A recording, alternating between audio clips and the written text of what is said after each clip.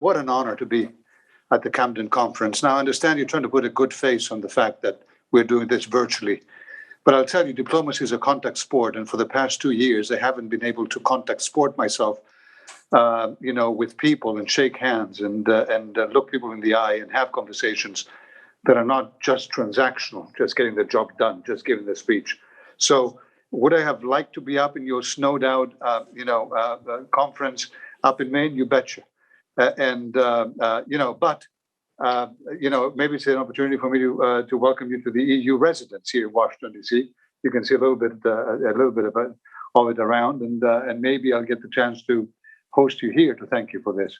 To thank you for this on the 35th year, if I understand, of the Camden conference, and congratulations to you and happy birthday, and certainly congratulations for getting all these students, giving them the opportunity to come and to be with us today without having to pay any fees or do anything like that. So that's really absolutely fantastic. Good on you.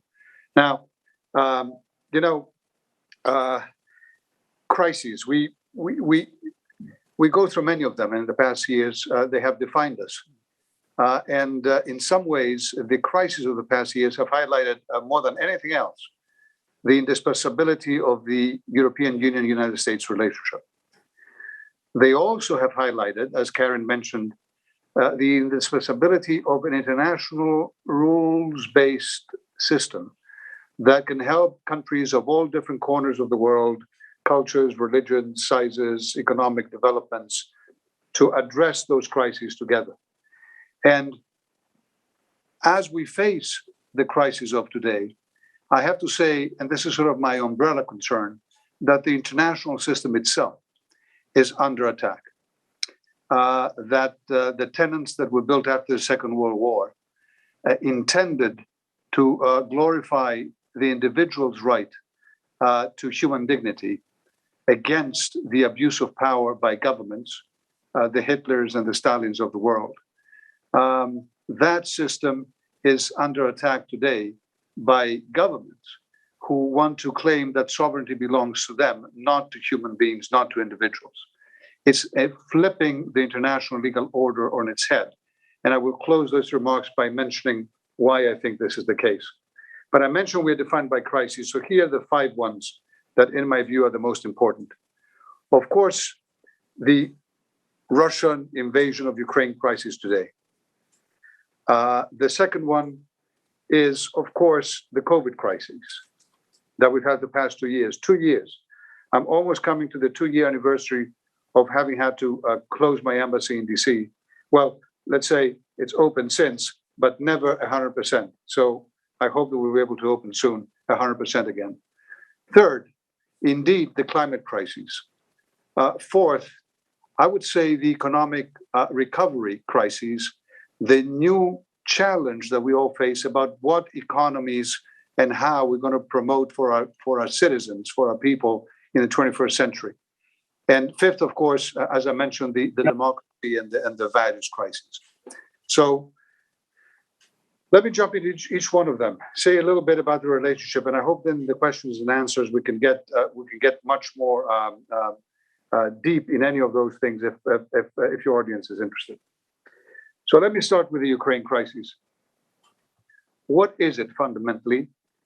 It is Putin's and autocrats' unilateral attempt to tear up international law and the international legal order and the international security order, the European security order, as we've known it since the Second World War and then since the fall of the Soviet Union. Whether it is the UN Charter itself, or whether it is European security architecture agreements, such as the Helsinki Final Act, or such as the Paris agreements, or such as the Minsk agreements.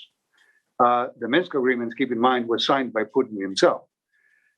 All those he is trying unilaterally to throw out the window and to create a new security architecture in which spheres of influence of the 19th century are what counts, not international law, in which strong countries have the right to impose their will on weaker ones, and in which, in fact, the independence of countries or citizens in them is entirely irrelevant if it doesn't jive with the power desires of the strong in the world, in this particular case, in Europe. Now, where do they want to go with this? We'll have to wait and see. My prediction is that they do want to get rid of the government in Ukraine and of Zelensky.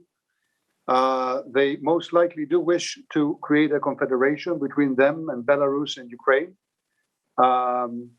tying those two countries inexorably to the Russian, sphere of influence, and then potentially move on with equivalent aggression to other countries in the region, and potentially even to European countries. So this is serious. And this brings me to the question, why do we care? And why should the United States care? Well, Europe cares because this is existential. Many of our member states, European member states, members of NATO as well, were under Soviet domination for decades. For them, the 1990s were an extremely hopeful, as Karen said, period of freedom and openness and independence. Independence because they are different people, they have different cultures, they have a pride in their country and in their independent countries. And what is happening now for us, therefore, constitutes an existential threat. And because of that, we will not let Mr. Putin win. We cannot. But the exact same thing applies to the United States in many ways. Why is this existential for the United States? Why do people see Americans and Europeans, the US administration and Europe, the European Union's member states, on the phone virtually every day? Why did we coordinate sanctions so effectively against Russia? And there's more to come if Russia continues and escalates even more. It is because, well, the biggest, strongest, most impressive military alliance in the world, NATO, is being directly threatened openly by Mr. Putin. And if the number 2 or number 3 big military power in the world can rub its nose in the number 1 military power in the world, then it's going to be open game for everyone. And this cannot be allowed to happen. I would also answer the question why this matters to the United States with another question. What do you think America would have done if back in 1945 we knew what the USSR really was or would really mean? We would have let Mr. Stalin with his aggression go on? Would we have allowed the Iron Curtain to go up if we knew back then what creating the Soviet Union would mean for our security and for our prosperity for decades to come? The dangers, the threats, the nuclear fears. We didn't know back then, but we know now. And what Mr. Putin is trying to do is precisely to build the old Soviet Union under a Russia hat. And this is extremely, extremely dangerous. So how are we dealing with this crisis? How are we fighting it? Well, first of all, certainly preparing militarily and sending a message as NATO, as European Union, as United States to Mr. Putin that if he threatens an inch of NATO territory, he will face the full force and wrath of our military power. And in that sense, let me tell your audience that we in Europe are extremely aware of our obligation to be able to be a huge force behind NATO. NATO is not just the United States. It's 30 countries. And many of them, the majority of them, countries of the European Union. So in the past few years, we have embarked in a massive effort to fortify our collective defense and to create as well in Europe the conditions for European countries that are independent in defense to be able to deploy more together, to invest more together, to create military capabilities that are the highest in the world, and to fight together.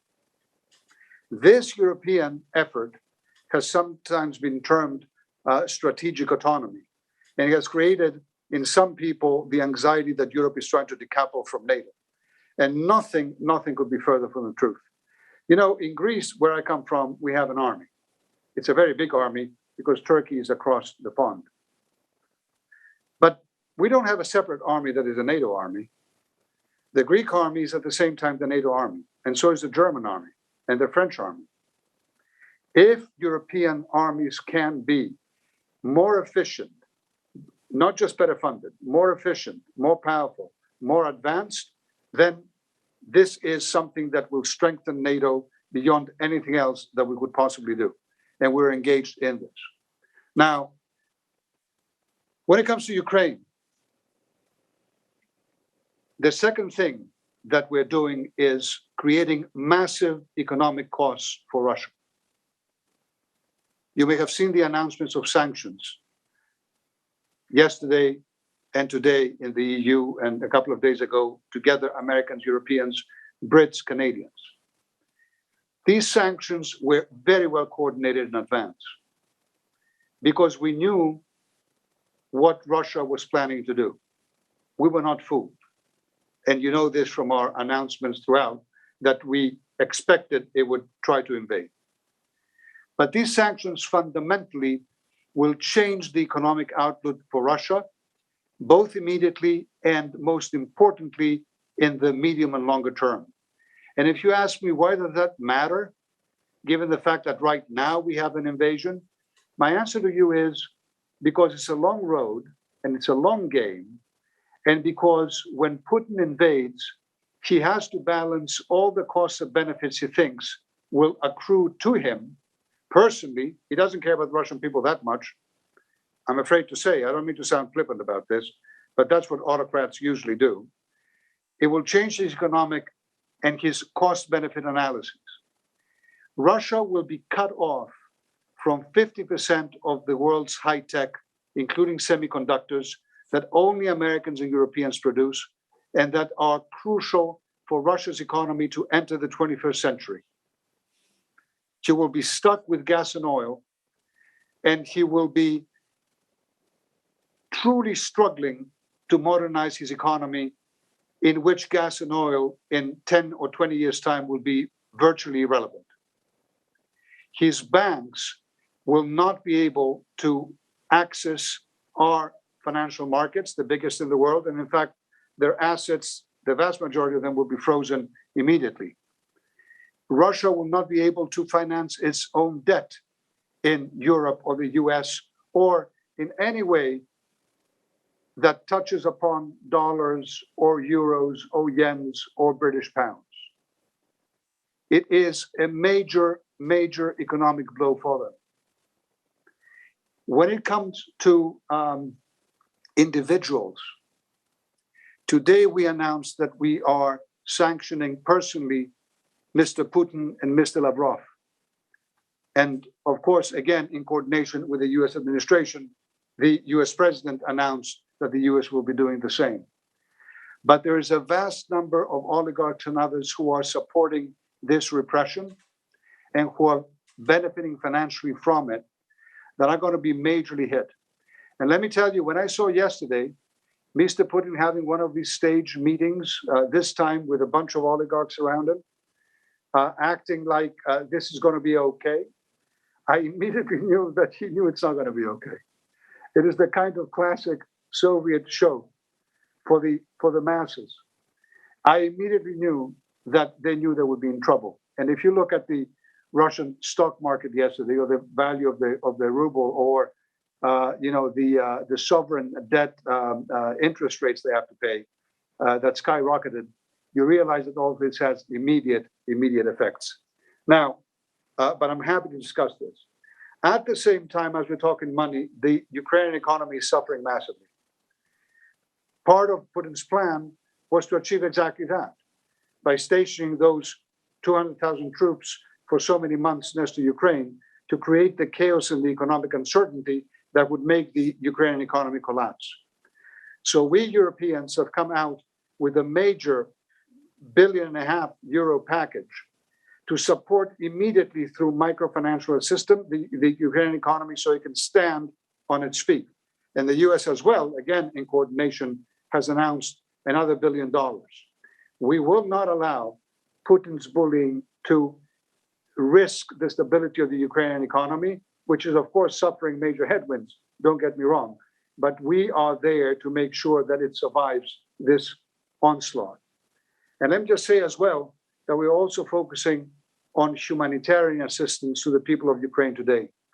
You know, a few days ago, before the recognition of the independence of the secessionist parts of Ukraine by Putin, people were already packing their bags in the front doors, ready to escape, a potential attack, which of course came.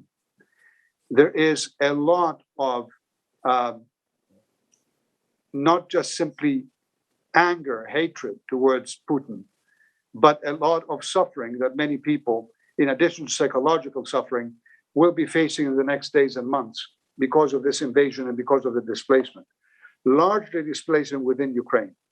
So we are ready to support with all our humanitarian might those people, and also to receive and to support Ukrainians who escape the violence and end up in Europe. So finally, I would say we have to address Russia's disinformation narratives, and we knew this from the beginning. This is not just simply a military war. Russia has been using disinformation to demoralize, to confuse, to divide, and it hoped to conquer. And it failed miserably. Ukraine is an independent country of proud, independent people, 90% of whom, Russian speaking or not, 30 years ago voted for their independence from Russia. 90%. It is not a non-existent country that was created by Lenin.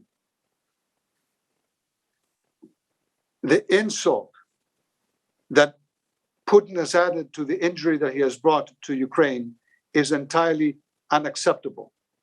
He mythologized it. Ukrainians and NATO were not threatening Russia ever. Never a plan to attack Russia, let alone from Ukraine that had no and still has no offensive weapons.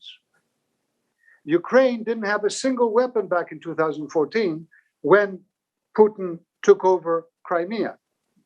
That was after the color revolution. That was after Maidan. And that was after Ukrainian citizens with European flags in the street were saying nothing more than "we feel Europeans." There was no military threat. Mr. Putin invented it.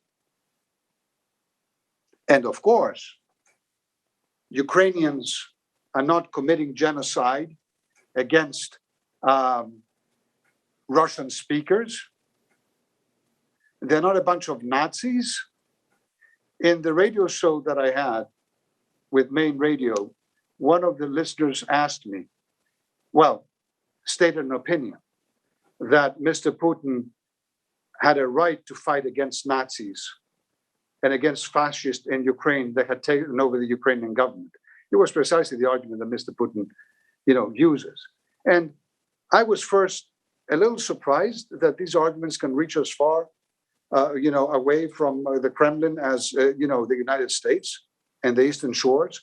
But I had the chance to answer this. How many people here know that President Zelensky of Ukraine is Jewish? How many people here know that the right wing, because every country has fascists, the United States has Nazi sympathizers, in Europe we have them. How many people know that in the last election, the right-wing, extreme right-wing party in Ukraine got only 6.4% of the vote? Well, I'll tell you, if the Ukrainians are fascists and Nazis, they have a fantastically smart way of hiding the ball. But this is the kind of fight we have to keep giving. Now, dear friends, it's very tempting to stick on Ukraine, but I mentioned 4 other crises, and I want to go through them because they're supremely important.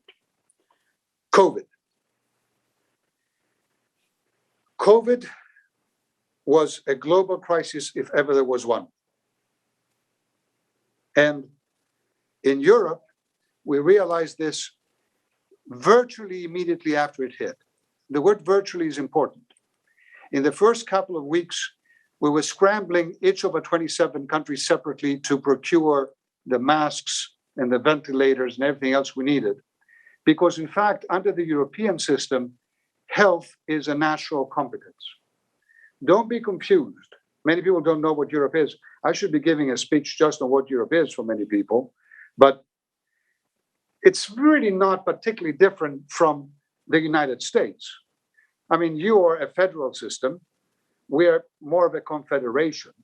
But fundamentally, we are 27 countries who have decided to pool our sovereignty together and to give to Brussels, to our central government, if you like, a number of exclusive powers, and to keep for us, the states, a number of others. It is really not that different in concept. The biggest, and I'll get to that later, power that we gave to Brussels was over the economy and over trade, the creation of the single market. But health remained in member states. And we realized very quickly that that wouldn't work, that COVID was decapitating us, and that if we were to be going around the world, fighting with each other on who's going to get the more masks, most of our smaller member states would lose out immediately, and the others would be paying astronomical prices.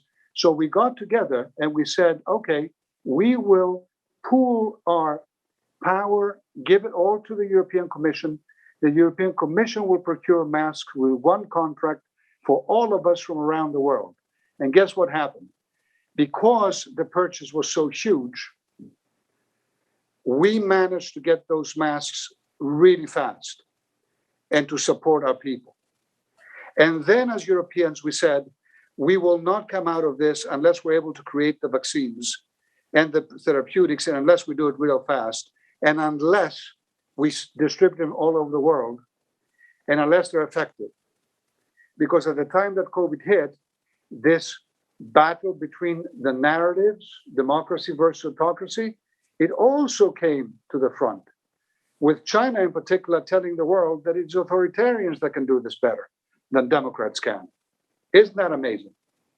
And so we contributed more funds to create the vaccines than anyone else in the world. And the big success of that was transatlantic. Pfizer, a US company, run by a Greek, by the way, Albert Bourla, and BioNTech, a German company run by Turks, German Turks, by the way, were the first to develop the mRNA vaccine. And we were saved. When I say we, I mean, to a large extent, of course, citizens of the US and Europe, but the vaccination rates are different. In Europe, more than 83% of Europeans are fully vaccinated, triple vaccinated even. In the US, the numbers are lower. And when you go to the rest of the world, you see many countries vaccinated with vaccines that have proven to be entirely ineffective or largely ineffective, including China and Russia. And you see other countries, poorer countries, that have not gotten vaccines almost at all.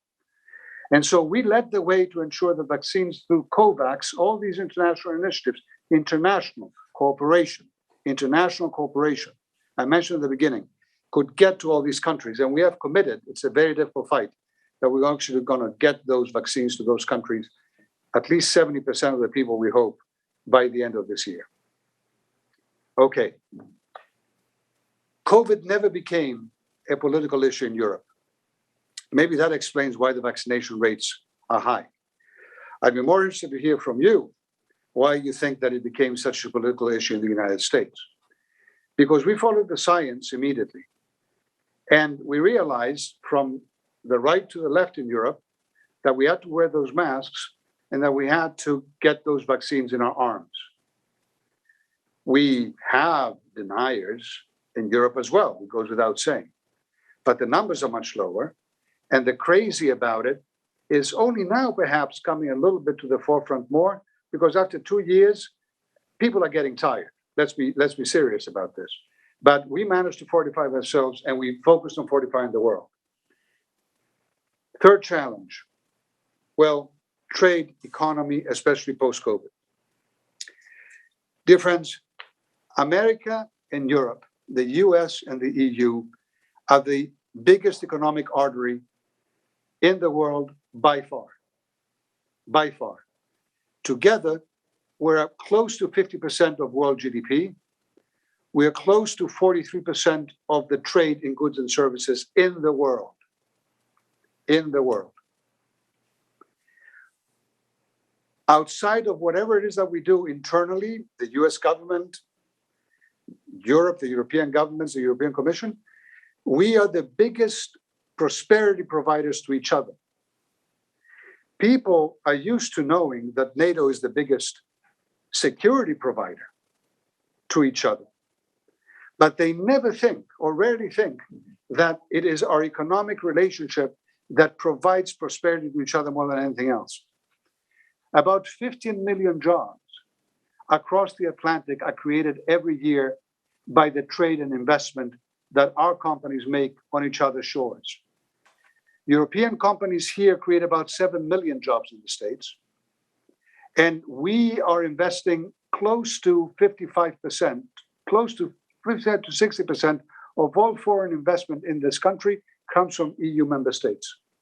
Because your economy is open and strong, and our companies are advanced, supremely advanced and strong, and they can do so. And American companies are creating an equivalent number of jobs in Europe, and they're making more money in Europe and more profits than they do anywhere else in the world. Anywhere else in the world combined. Isn't that amazing? If you consider that we think that China is such a big economy.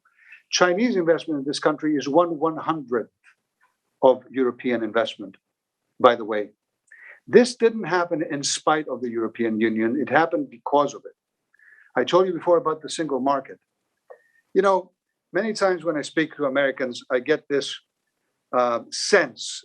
People are polite usually because it's the European ambassador, so we have to be nice.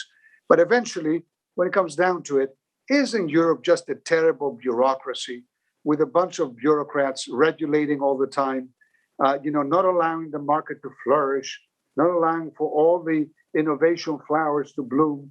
Aren't you just these terrible bureaucrats?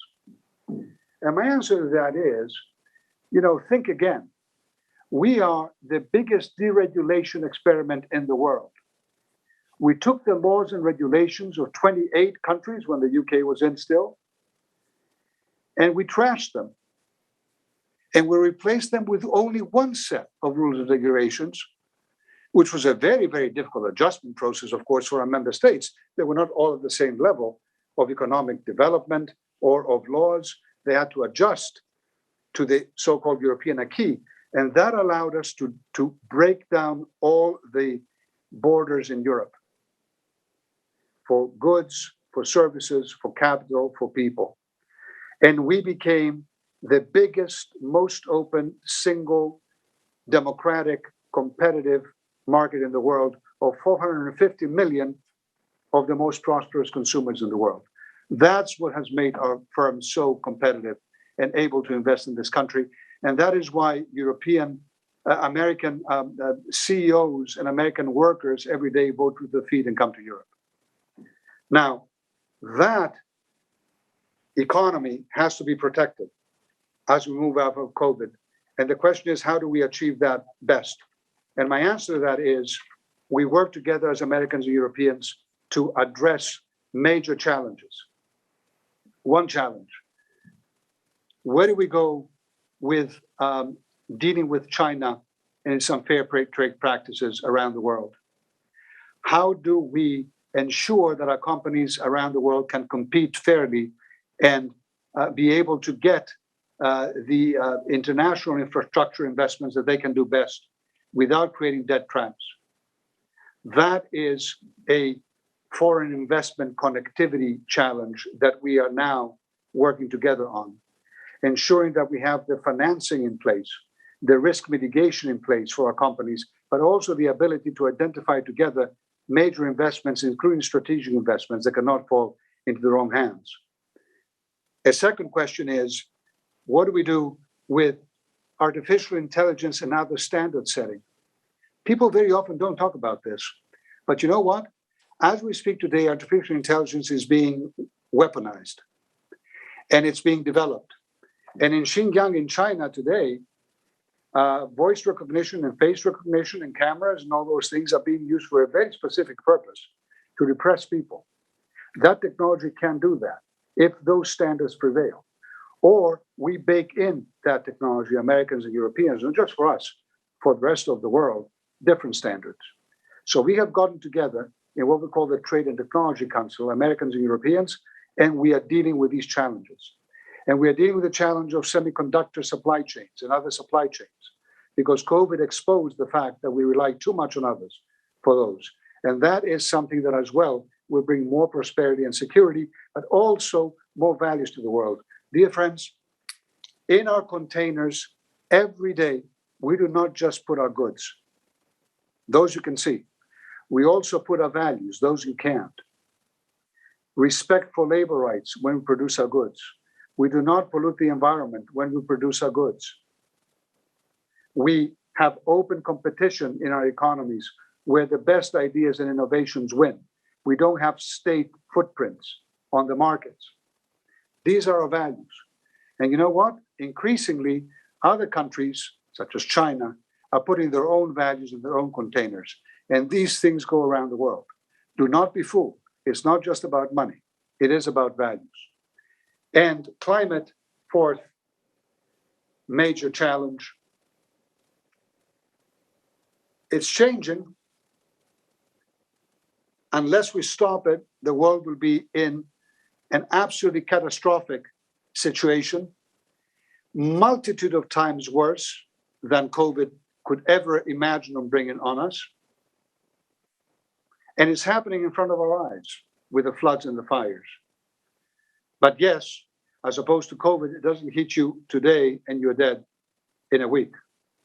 So it's taken a tremendous amount of effort, including political effort, to bring the world together. And Americans and Europeans, again, did this during the Paris Agreement.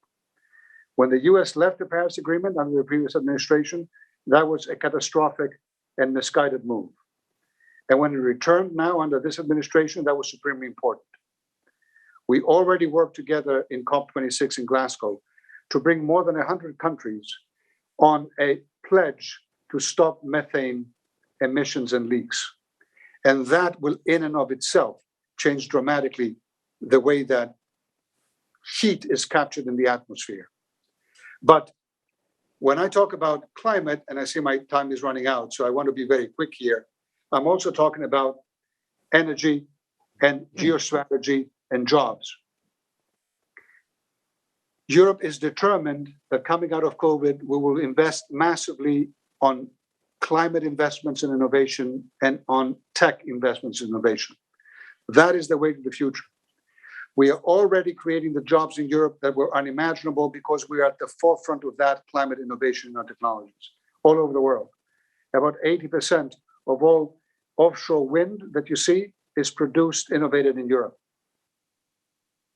At the same time, we also want to make sure that we leave no one behind, because this transition, which will save us as Europe and will save the world and the planet will save the planet.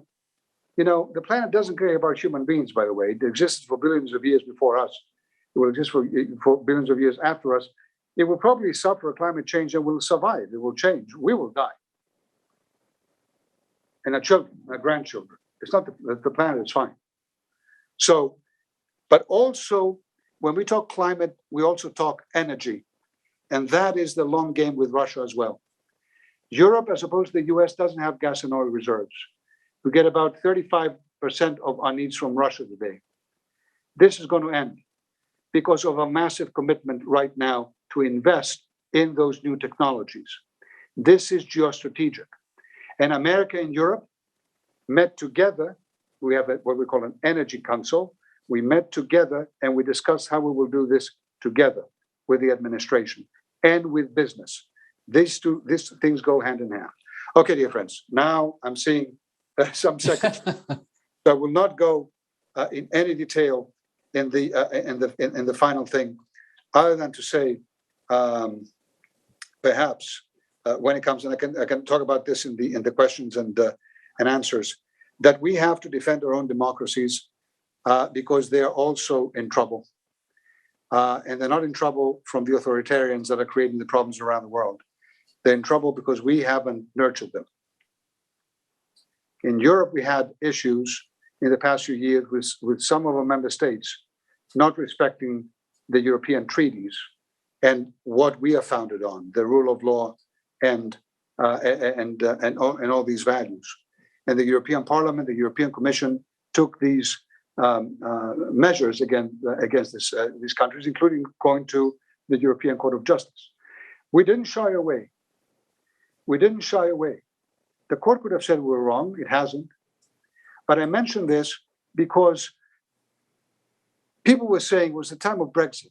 My God, do you really want to get into this mess now? You know, just taking other European countries to court when Brexit may happen, or opening the door to the potential dissolution of the EU? And my answer to that was, and everyone answers that was, you know what? We are not a money enterprise. We're a values enterprise. If we lose our values, if as Europeans we lose the value of solidarity and democracy, we're done. So no, we will not be afraid. We will stand by those values. Now, not making any comparisons with the US, well, I'll tell you, we're still having a battle, by the way. We're not done. It's not over. Populism is all over. But in Europe, we see populism dissipating quite rapidly, especially after we dealt with the migration crises and the COVID crises as effectively as we did. In the US, I was an ambassador here since 2019. January 6th shocked me and shocked Europeans to our core, as much as it shocked many Americans. I gave an interview the next day in some television station and said, you know what, I think that America had a heart attack on January 6th. It didn't die. It had a heart attack. Since then, I mean, usually if you have a heart attack, you know, your doctor tells you, you know, get off the raw meat, you know, just have some more vegetables, figure out a way to do things, stop smoking, whatever, right? Since then, the impression I'm getting is that some people in this country are still committed to eating more steak tartare and smoking more cigars. This is a real issue for all of us, Americans and Europeans, because as we are discussing, the Chinese and the Russians, through violence and through a wile and through economic coercion, are trying to turn the rest of the world against us. And they're trying to bring them to their own sphere of influence, their own values. And that's not okay. So, and I close with this. Financial crises, migration crises, Brexit, COVID. After every one of these crises, the European Union became stronger. Even though everyone was predicting that this would be finally the end of us. You go today and you poll people all over Europe, their approval rating of the EU is higher than ever before, in spite of these country crises, or maybe because of them. Maybe because it gives us the chance to address them with determination and effectiveness. So the transatlantic relationship during the Russian crisis, boy, was Putin counting on dividing and conquer us. And he failed dramatically if that was his gamble. NATO and EU relationship is stronger than ever before. US and EU relationship is stronger than ever before. The US commitment to NATO is stronger than ever before. They failed dramatically. This is one of the most unpleasant and dangerous crises of our generation. But if we handle it, Americans and Europeans, with the determination, the strength, and the commitment that I know that we can, I am not worried. I am not worried. So thank you so much for this opportunity. And sorry for taking a few more minutes. No, it was the perfect length, Ambassador Lambrinidis. And we're getting some wonderful questions from the audience. I'm going to start asking them on behalf of our audience. Please keep them coming in, members of the audience. Include your hometown. Really wise things, as you'll see. Let me just ask one question first. Help me understand this a little bit. You mentioned that the EU has coming up with $1.5 billion to help Ukraine's economy, and the U.S., something in the $1 billion. At the moment, the democratically elected government is still seemingly in control of the country. But what do we do with that money if that no longer becomes clear, which could happen in a matter of days? Well, we have to look. We have to look at this, but fundamentally, this is not money to support any particular government, although it certainly is intended to support the government of Zelensky. It's also money that will prevent the economy to collapse, with dire consequences on the people of Ukraine, who are very much fanatically opposed to Putin in the vast majority. So we'll cross that bridge if we get to it. But this is almost like humanitarian aid, an attempt to make sure that the people of Ukraine, not some particular bank or banker or company, can weather this economic storm. One of our members of the audience, his name is Gus. He's from the town of Trenton, Maine. Gus sounds Greek, I have to say. I don't know if Gus is Greek, but could be, right? He's got an important question. It's about, can you speak about how EU and US sanctions will impact Russia's relationship with China? There's some concern that our sanctions could help the bond between Russia and China. It's a great question. I'm concerned about this bond, and it goes beyond economics. But we see potentially in economics as well. David, I can go to a long answer, but I won't. When it comes to the high technologies and other things that the Russian economy and military needs in order to be able to advance, including the Russian space program and all that stuff, China simply does not have the technology to give Russia that we will be cutting off from Russia.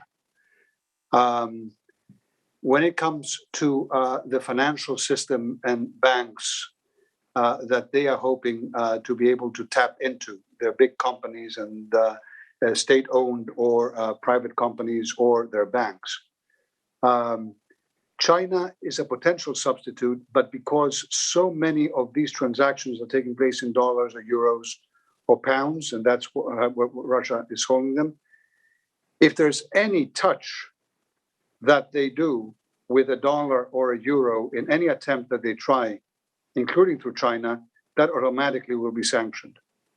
So we expect that we will limit considerably, substantially, but not eliminate their capacity, of course, to do transactions. And when it comes to gas and oil, which quite apart from whether or not they will cut it or not at some point towards Europe, or they will try to use it to weaponize it towards Europe. And we are quite well prepared to mitigate that risk, by the way, if it came to that. They may become extremely dependent on China. When I talk about cost of benefits that Mr. Putin has to balance, this is one of them. Because falling into the warm embrace of Mr. Xi, who is a 1,000-pound gorilla, compared to Mr. Putin's, 100-pound gorilla, is most certainly not what Mr. Putin would have ideally liked to have. In a world where he hadn't created the mess he created now, the catastrophe he created with the war in Ukraine. It is a poisonous embrace. And in geostrategic terms, it is something that I think we should be thinking hard and analyzing ourselves as well, of where this might take him. So do I think he is thinking about those things? I don't know. I think he's in a state, frankly, that is difficult to quite describe mentally, because nothing that is happening now makes sense other than to promote a perverted grand vision of a Russia that simply represses and controls an environment for no other reason other than to control and repress it. Because if the issue with Mr. Putin was really security concerns, this could have been negotiated very easily. perhaps not to his liking all the way, because we have security concerns with him, as you can imagine, and you see now with Ukraine. But it could have been negotiated. We tried. We were open. We made proposals. We were ready to talk about World One Station's missiles and whether Ukraine would ever have missiles, which it doesn't have, by the way. And there were no plans for it to have any. So, but to the extent that the people around him, at least, have the capacity to make that economic calculus and that geostrategic calculus, I'd be very interesting to see how this plays out in the short term. Even we'll see. We have a question from what I think is a high school student from Brewer High School in Brewer, Maine. Omer Khan asks, how do people and governments combat the Russian propaganda machine? Ambassador, you mentioned that some of that propaganda got through to someone who asked you a question on Maine Public Radio the other day. What do people do? I don't mean to look. I mean, I certainly, I'm one of these people who I'm extremely careful not to term someone who disagrees with me as brainwashed or bad or whatever. I never do this, right? This particular instance, though, of Russia telling the world over and over again that Ukraine is a fascist country is remarkable, because the evidence is so against it. Although, of course, as I said, there are, Nazi thinkers in Ukraine, and they are in the US and they are in Europe, right? So that is where you just have to wonder what it is that we are doing wrong. Well, certainly we have open and free media. Is that a wrong thing? Absolutely not. You don't have it in Russia. So what we are discussing here is not going to play back in the Kremlin. Many Russian people will never be able to hear those, what we're discussing and the arguments that I'm making. That Mr. Zelensky actually is Jewish and that the extreme right-wing party got 6.4% of the vote. But the consequences of what Mr. Putin is doing are going to be so extreme also on his people that eventually he will have to explain to them why it is that this delusion of grandeur and this violence that attempts to upend the security order in the world is something that they should be proud of. And this may take a little time. I know this. I acknowledge this. But, this is a short game and it's a long game. Now, when it comes to propaganda, we in Europe identified this as a real issue, however, years ago, and the disinformation campaign. And because we are free and open societies, we have ensured that our laws and regulations provide for some extremely dangerous speech to be that can incite to violence and hatred, to be limited. And we have also ensured that because the vast majority of this information is not capable of killing people, disinformation on COVID could, but the vast majority is not necessarily illegal per se, but it is supremely dangerous. We have set up a whole system, a disinformation center, if you like, at our own State Department, in which we collect all the disinformation that is around on different topics of interest, and then we generate the real facts and the arguments so that people have access to them, so that people who wish to read can actually read the counter arguments. Now, are we being effective when it comes to Russian population? I don't know. I doubt that we are being dramatically effective because the media there is so extremely controlled. But are we being effective, Americans and Europeans, in this crisis, in warning our citizens that this was not something that we pushed or anyone pushed Mr. Putin in doing, that this was his grand plan that began in 2014, when Ukraine posed zero danger to him, even theoretical, because they had zero weapons, defensive weapons on it. And he nevertheless attacked and took it over. And then, in a remarkable, flipping logic on its head, claimed that Ukraine had no right to defend itself after that. And if it actually brought in some defensive capabilities, then it was threatening Russia. So it should not have that no defense. So if Russia decided after Ukraine to take something else, it should be able to just do it. And with Ukraine saying, thank you, master. That information has gone out. when we told people that they're planning an invasion, that this is not just an exercise, that this is not Mr. Putin serious about negotiating, that he was truly planning an invasion that we saw happening, because our offers to negotiate, in fact, were rejected because that offer from Russia was entirely fake. But I hope that the people, at least in our societies, realize what's happening here. And I believe that people in Russia increasingly will as well. Ambassador, is the diplomat that is at the center of your work? Do you have a sense there were missed opportunities, say, a dozen years ago, to be more welcoming of Russia into the community of Europe and the U.S.? Were we somehow, did we make Russia feel unwelcome in a way that a dozen years later has led to this? No, but I think because this is not so much, I mean, I like the word you use, the welcome, unwelcome, because that's more of a psychological state of mind. I feel welcomed or unwelcomed. It doesn't have to do with actual interest, it has to do with feelings. I think that Mr. Putin does feel and has felt for many years ignored in the way that he views himself as a grand, important leader. And I think that that has been gnawing at him. His whole, now as a developed delusional grandeur, is coming also from a place, from a sick place, of a man who feels shunned when he should be respected. So there is a sense of respect. They're not respecting him. We didn't shut the door to Russia. We never did.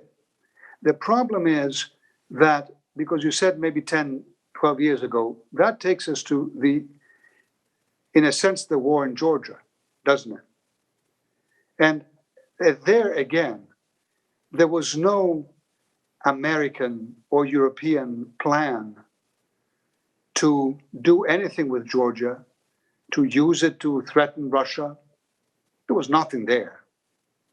There was, again, a Georgian people's desire to be freer.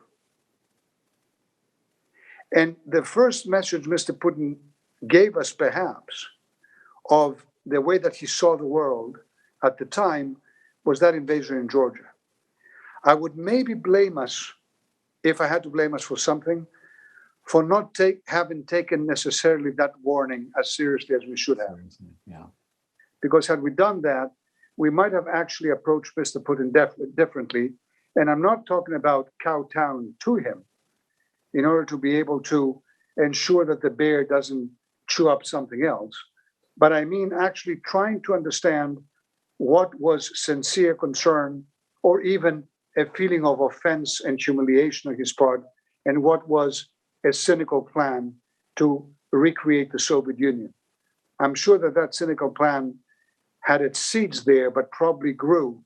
And many people in Russia, let me just tell you this, are telling us that it absolutely grew during COVID, which also was a period of Mr. Putin's isolation.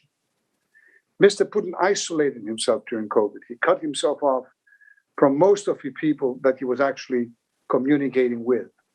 And he had a lot of time to mull and think. There are people, his people, who a few months ago were talking to us about Ukraine, and they were doing so in a genuinely scared, alarmist way. They were feeling that something was going wrong. And so when we said in the end, when we saw those troops being amassed, that we knew what was about to happen, there are many of his people that felt that same amount of anxiety. Now, in any autocratic state, the autocrat has around him people. He usually kills or disappears some of them. We've seen Mr. Putin try to kill any political opponents, journalists, and others, actually having killed some of them. Trying to kill Mr. Navalny, poisoning him and failing, killing other people in Europe. So we're talking about someone who is truly, truly, truly dangerous. So I wish I could say that we missed some major opportunity to prevent him from taking the wrong turn.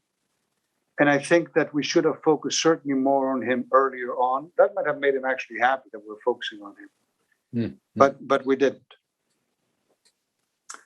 Ruth writes in from Parkman, Maine, that the EU has been quite focused on digital regulation, censorship, privacy, content. Now, the question is, do you believe social media will be a significant force in any of these major issues that you've been listing, climate change and the continuing battle, COVID, and even the Ukraine situation?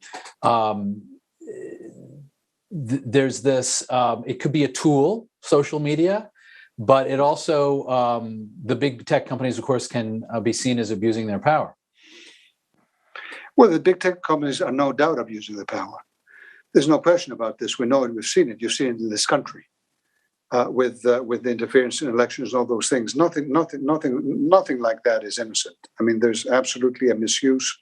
So when social media came out, I was a member of the European Parliament, and I was one of the most fanatic advocates of social media because, indeed, we all thought there was only one way this could go, which was to create more democracy, more freedom, more expression, empower the individual citizens, create opportunities for more organization among citizens, more common spaces, all those things that democracies love.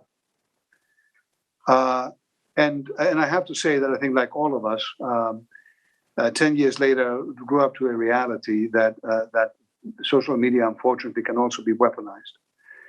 And I think that autocrats found a way to weaponize them very, very effectively. And it's entirely possible to use social media to disinform, to scare people, to repress them, to keep them afraid on their couch. Apart from anything else that social media may be able to positively or negatively affect in our daily lives. I tend to feel that one thing that we've lost in our societies to some extent in the past decades is the sense of community. We became very individual. And by this, I mean, we should be individual. That's the celebration of democracy. But the sense always was that we all flourish as individuals when we are in a society that whose basic tenets and values we all embrace. We know where we belong. And if you're in that society, you feel that comfort, in a sense, your identity is strong. And then you can disagree, you can fight, you can do anything you want to, but you belong in a community. You have that sense. The notion of a pluribus unum. And I'm afraid that we've gone from that to a unum pluribus. So suddenly we started feeling that anything that may be tying us together, whether it is, a common culture, whether it is a neighborhood, or even our country, that all that is shackles that affect our individuality. We didn't pick those things, so we have to get rid of them. And then we became a society where it was all me, my identity, who I am. And that society was so easily exploited by populists because it was ready to embrace the notion that if you're not like me exactly, you are different. We don't belong in the same place together. Now, it's a big discussion, and I'm just trying to simplify it. But I think that we have to reestablish a sense of pride. We have to we have to learn how to stand again in our corner, in our own corner, for truth and facts against misinformation, lies, and myths, for freedom against repression, for hope against desperation. At some point, we have to rediscover our values as democratic societies and be proud of them and stand by our corner, as I said. And if we do that, I'm not afraid. But if we don't, I am. Well, I mean, insofar as governments, the EU, the United States, has an interest in democracy and has an interest in promoting civil society, does that make a stronger argument for a government role in more regulation of these social media outlets that are being weaponized? Look, you're talking about regulation.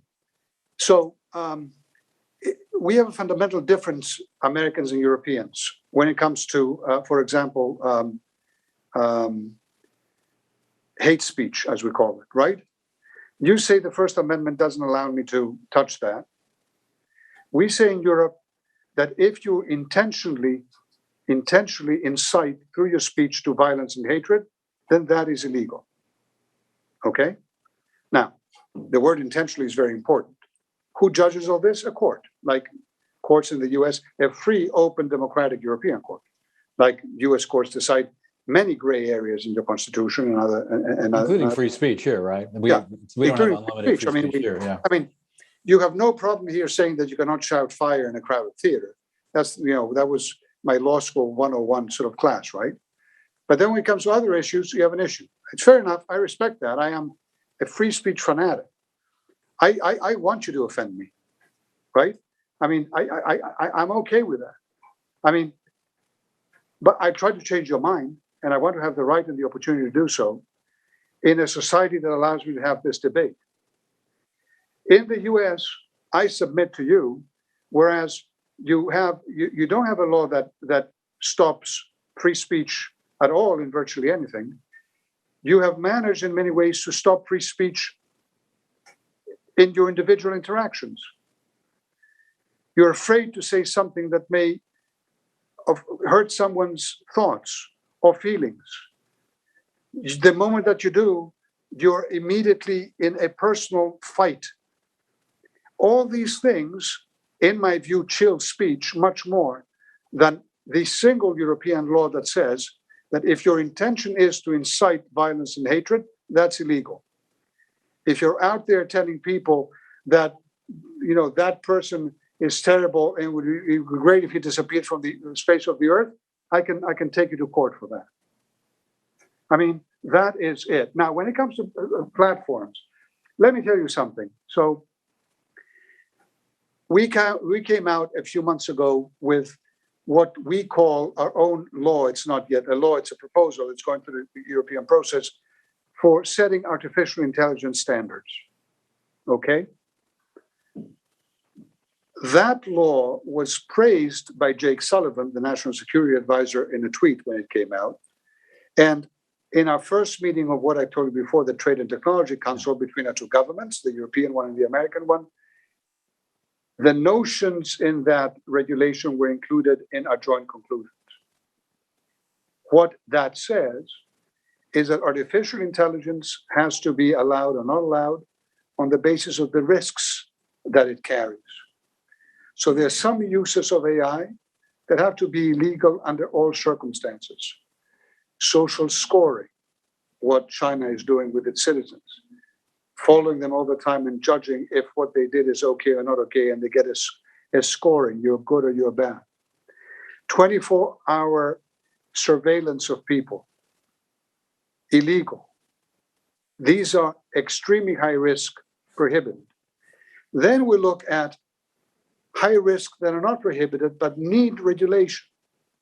For example, if I am using artificial intelligence in the court system, as many courts do now, in order to help me decide cases as a judge, well, we say in those cases, the risk of bias, if you get it wrong, is so high that if you're going to be using AI, you have to ensure there are a number of safeguards in the system, including the necessity of a human in the loop, let's say. Same thing applies for the uses of AI in medicine, or the uses of AI in our energy or electricity sector. The dangers that there can be biases or misuse of AI in those areas, if it goes wrong, are so high that, again, they're not prohibited, but we are saying You have to make sure as a company that you have all these safeguards in place so things cannot go wrong, right? And all those things. And then the vast majority of uses that do not carry high risk are not regulated at all. We regulated in this country everything from television when it first came out to newspapers, right? I mean, what is libel, what's not libel, what can be written. In the case of TV, when the bandwidths in particular were, limited, you had to have a balance in your reporting, all those things, right? Now, in the tech sector, in the social media sector, what you have is a supreme concentration of power in a few companies. And they control also your and my data. This is scary as heck. I'm sorry to be sounding this alarm and to be sounding like an old, weird European, who doesn't get it. Because frankly, I do. It's scary as heck. And those big companies don't want us to get it. So when we came out with a regulation on data privacy in Europe, the so-called GDPR, which is, we always like to have acronyms no one gets. That's a European thing. But when we came out with that, so many companies in the government in the States were so upset. Oh, look at the Europeans. They're once again regulating this, that, the other. Today, virtually every major American company is saying that this is just the greatest regulation. Well, not the greatest. I don't mean to exaggerate. They're still pissed off with some things. But fundamentally, they say, thank you so much. You identified a real problem, a real danger. And now at least we have laws, rules that are uniform throughout the 450 million consumers in Europe. So we don't have to be banging our legal head against a different regulation in France, a different regulation in Germany or in Greece. And everyone is extremely pleased. And the US Congress is trying to pass regulation, that is much closer now to our regulation than it was before. So I do not accept the accusation, if it was an accusation, that the EU is some regulatory power that is looking at how to take people's rights away or to kill innovation. We are, to the contrary, the biggest democracies in the world that are vibrant, that every voice, no matter how extreme, can flourish. But we try to ensure that our gardens of democracy do not become jungles of democracy, either because the real danger, the Putins and the Xis of the world, will try to turn our neighborhood this way, or because some of our big money-making companies think that that's the best way for them to go. Or big money-making companies. So we've had a bunch of questions about something that I should ask you about. Many people have brought this up. You talked about the dangers for Russia about falling too closely into the arms of China, because Russia needs to remember that its economy is not all that large compared to, say, China. The Russian economy is the size of New York State, which is not nothing, but it's not on the scale of China's or the United States or the EU as a total. Similar in size, the Russian economy to Spain. Okay, so the economy is not so big, but they have a big military and they have nuclear weapons. And that's what so many of the questions are about, Ambassador Lambrinidis. President Putin is reminded, this is from Rebecca Gibbons, who's at the University of Maine. President Putin has reminded the world that Russia is a powerful nuclear state, he said the other night. How will this conflict affect nuclear non-proliferation efforts? How might the nuclear capabilities of Russia affect this conflict as a whole is one of the questions. Well, we'll have to wait and see, because if Russia, as I said before, we're really interested in creating a real security for itself, in the same way that we were interested in creating security for ourselves, we could have resolved this issue through negotiations right now, through the proposals that were exchanged, because indeed, nuclear controls on nuclear weapons, agreements on controls of nuclear weapons, agreements on transparency of military exercises so they cannot be used to plan an attack or to station attack capabilities close to other countries. All those things are real issues to be discussed and resolved. And you're asking what's going to happen now, I just don't know. Russia, at this stage at least, has torn up single-handedly the opportunities for that kind of diplomacy, but diplomacy is never dead. And keep in mind that many of those nuclear agreements and treaties were negotiated under the Soviet Union during the Cold War, when it became very clear that the dangers would be very high of any miscalculation. So do I think and do I hope that those issues can be discussed and resolved in a reasoned way? Absolutely. Absolutely, I do. I hope. Scott Beebe of Milton, Massachusetts, had a question to me about sanctions. Besides the sanctions already imposed and fresh ones today, there's more that could be done. Why not just use them all? For instance, you could turn off the international system through which international transactions are guided, the SWIFT system. And why aren't we doing everything that we could do at this moment? It's interesting you mentioned SWIFT, because I've seen it in commentaries this past day or two. Well, the answer is because, in fact, as I mentioned before, Putin can do more. And what we've done now is devastating to him already. We didn't do little now. What we have done with freezing their bank assets and cutting them off from our financial systems and ensuring they cannot deal in yens or euros or anything like that, that is way more effective, one could argue, than looking at SWIFT itself. But when it comes to SWIFT, it's on the table. It's on the table. And when it comes to more sanctions on energy itself, that's on the table. So it's, again, part of the calculus Mr. Putin has to make. Up to now, he thought that it would be impossible for us to unite and sanction him, not in the massive way we have, not even in a smaller way. And look, he was maybe gambling. People were saying to me, why is he doing this now? Does he think that maybe because Merkel is out of the picture and there's a new German chancellor who just came in, that, that gives him an opportunity and a chance? And I point out to you that it is this new German chancellor that announced, even before he invaded, the day he recognized the independence of those countries, that he is shutting down Nord Stream 2, which the Russians thought inconceivable. Inconceivable.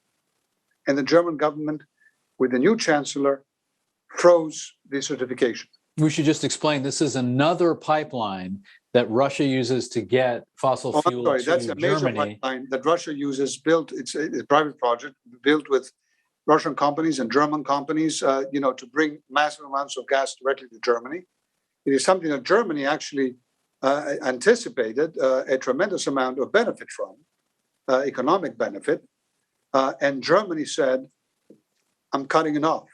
It's off, right? And it's complete. If the Germans approved it, the gas could be coming in tomorrow. We do know that these sanctions are going to be hurting us. But as I told you, this is existential. And the hurt that we will face, because our energy prices are going up, very, very high prices in Europe, because of the fact that some of our major companies and banks will be hurt by this freezing out of the Russians. That pain is one that we are absolutely willing to take, and B, not even compared to the pain that the Ukrainian people are going through now. Not even compared to that. And if I have to choose between suffering, but of course I'm trying to minimize the suffering on us, the whole point of the sanctions to hurt the Russians much more than us.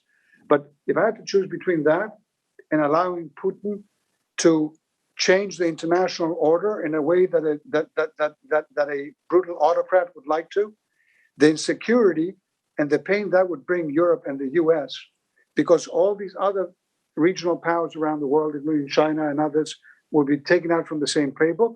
The insecurity and the damage to my sense of security and on my economy would be much, much larger. So this is the time to stand up, and we're doing it. Eric Sass of Sedgwick, Maine, actually turns the China question around a little bit for us. We talked about driving Russia into the hands of the Chinese, but the other way to look at it is, what about efforts to engage China to push back against Russia and also other global actors, like, for instance, Middle Eastern powers like Saudi Arabia? So these efforts are there, and there's not much I can say publicly about them. But I assure you that both Americans and Europeans have engaged very extensively with many countries around the world, and certainly with China, to try to prevent this Russian invasion. I am concerned about the fact that China, in my view, and this is my personal view, I'm not expressing a European view, did much less than I expected. And do I think that this may actually hurt China eventually? I think so too. Keep in mind that China is probably quite happy to have the focus away from it, to have Russia be the bad boy, and encouraging Russia to be the bad boy so that suddenly Americans and Europeans don't focus on China is probably something that China thinks that it suits its okay. But China is also a power of an entirely different magnitude and aspirations than Russia is. And China's narrative to the rest of the world has always been, including its trying to flip democracy on its head. Whenever I see different countries like the Russians and the Chinese in the joint statement they had before the Olympics, and whenever I see them put adjectives in front of democracy, a real democracy, something democracy with Chinese characteristics. Whenever I see that, I know what's coming. But China is trying. It goes around the world, and all its rhetoric is, we don't want to impose our will on anyone. We are not a military power. All flowers can bloom with a little Chinese financing and debt trapping and and all that stuff. So it's okay. China's close embrace with Russia, when Russia is killing innocent people in an independent country, let's wait and see how it plays out. So if you ask me, am I talking to China and others? Yes. Am I talking to Russia? Try to, yes. Am I talking to my allies more than ever before? One more miscalculation of Mr. Putin. We're stronger Americans and Europeans together in our alliance than ever before. But the real question for me to win this battle is not the bad guys we know and not the good guys we know, but those countries that are sitting in the middle in a gray zone around the world on a fence. And those countries can go either way. And those countries very often are not undemocratic, really, although they're not particularly strong democracies necessarily, are not committed, if you like, against human rights or against democracy, but they may be a little authoritarian once in a while, but they may have some good laws in something, but some terrible laws in something else. But they think they're religious and their religion says, but maybe some of their people don't really think so, and maybe they're willing to discuss it in the right circumstances. There are a lot of gray zone countries, and they're listening to the sirens of China. These are the countries that Americans and Europeans have the obligation to focus on. And we have been not particularly smart at doing this right in the past few decades. And I expect us to be much, much smarter in the future. Stavros Lambrinidis, Ambassador of the European Union to the United States, thank you for your wisdom and your time with us this evening. Thank you very much.